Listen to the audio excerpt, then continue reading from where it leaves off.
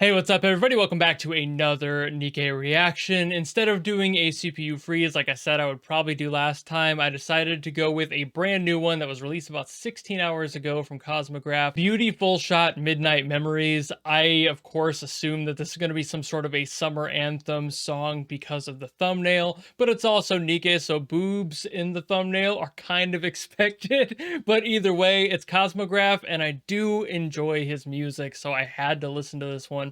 So without further ado, let's go. Ooh. Start with some acoustic vibes. All right, this might be different than what I thought it was gonna be. Shocker. Happens all the time.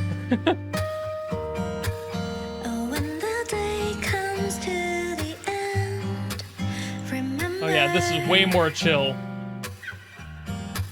Today will be the first day of breathing together. Every night we walk out to the dark. Nothing will keep really liking us this progression. apart. It's very soft. And the pictures we take tonight will appear. All the stars twinkle. I love when acoustic guitars have like that percussive element on them. Lots of mutes and just kind of, you can still feel the beat in there, even though there's not really one supporting the song.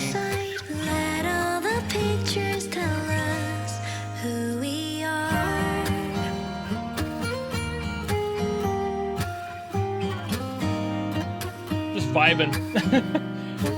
So not so much of like an anthem, just kind of a, I guess this would make sense for like the end of summer. Kind of reflective.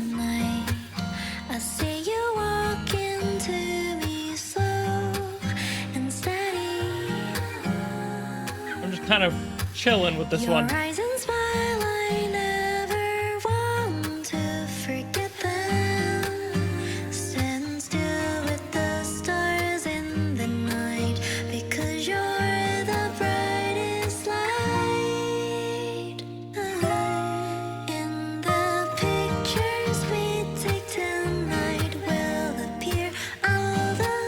I can hear the singer probably doesn't have the best microphone,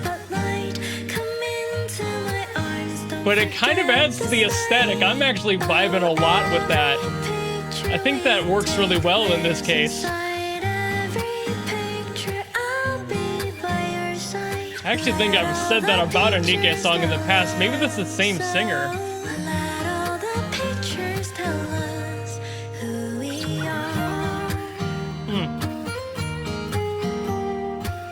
This is so pretty, dude.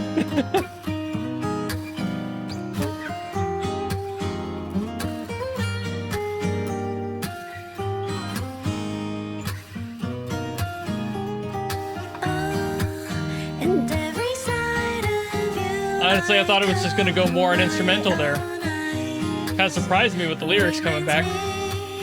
When I'm with you, time always flies. Well, that was just beautiful, man.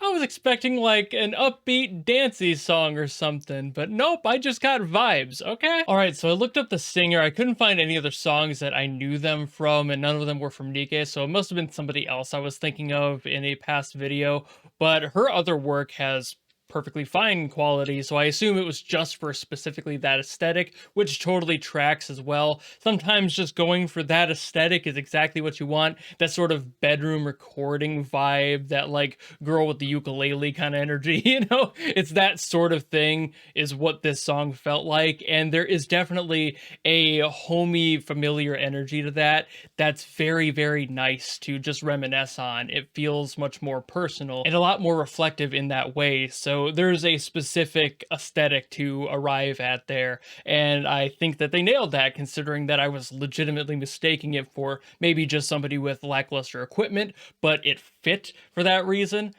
And that's exactly why it fits. It kind of feels exactly like that, to the point where I completely mistook it. And I know you guys didn't see any of this, but the last 25 minutes or so, I've been trying to figure out how guitars work. I am not in any way a guitarist at all, and I was trying to figure out what chords worked here. I was plucking around for the longest time trying to decipher what chords were being played because I don't play, so the way that it's all structured is strange. Point being, I'm pretty sure that I've got it now, and I think it's an E flat major key as a whole, with an E flat to an A flat and a G or an F minor. And I'm pretty sure that general pattern of if it's a G or an F minor just depends on what phrase you're in the song. But I found an app online that allows me to play these chords for you so you can see what I mean here and hear what I'm talking about. So basically we have the E flat, and then the A, and then it goes down to a G, and that is kind of an interesting transitional spot, but we also have that, and these two, that's the G and the F minor. They kind of crunch, and I think that works out the best when you're using it as a transitional chord, so you have that F minor in between the A flat and the G, so you get this, and it just settles in there. I'm sure you can hear the song in those chords. That is kind of the point after all, but I think that's what's happening. The reason that that was so hard for me to figure out as not a guitar player is because of the way he was playing it. He's playing in a manner on the guitar that doesn't use just straight chords and strums. You just have to kind of decipher where it's placed based on the sound. Coming from somebody who only really kind of gets music theory with piano as my medium, that's very difficult. Having certain notes completely omitted from a chord and trying to figure out what's happening there, with those being removed on the guitar and all those mutes, it's like, what's happening? It still sounds right, but why is it different? Oh god! Overall though, I have talked about the key of E flat major quite often on this channel, and I do enjoy it. It has a lot of flexibility, and one of the ways that it bends is sort of in this reminiscent, like, nostalgic flavor that I always love to hear, and that works really well for this song and beautifies it that much more. The acoustic guitar adds just that much more to it because that's such a soft, inviting tone. There's not too much happening in this song, and like I was mentioning, had the rhythm without actually needing to have a supportive instrument for that rhythm, so it just feels really simple, and that's usually how the brain kind of responds to nostalgia. Things are more simple back then in that whole concept, so breaking it down and just playing something so straightforward and with just a slight minor shift in there and the flats to kind of hold everything together and make it feel just a little bit sad. Ending a passage with a major chord when it was predecessed by a bunch of flats and minors helps everything just feel a little bit more uplifting. It kind of brings that energy back to a head before you go back into the sad. It helps kind of reset the mind subconsciously, and that's just one of the tricks that music theory utilizes in order to make you listen and understand the emotional space that the composer wants you to be in. I think Cosmograph did an amazing job on this song, just making it really simple, breaking it down to the absolute bare bones of what needed to be done for this song, and didn't overly complicate it in any way. Didn't even have like little synths or anything to support it underneath. This song could just have some sound effects of waves or something in the background, and that would just be the absolute vibe. So I think he did a fantastic job here. And of course, I think the vocalist did a beautiful job. She just, like I said, kind of hit that nail on the head with this energy and just making it sound so soft and lighthearted. For some people, vocally, that's just not a place their voice can go, and this is exactly where her voice fits, and it feels so good. The lyrics, of course, also reflecting that sort of nostalgia and just the remembrance of things in the past and being happy about it. Maybe a little bittersweet that it happened, but still very much the energy of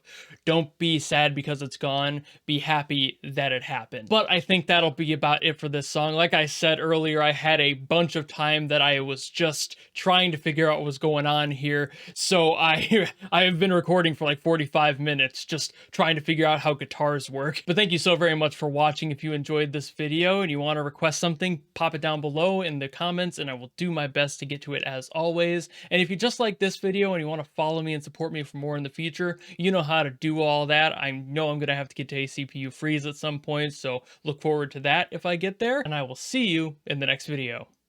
Goodbye!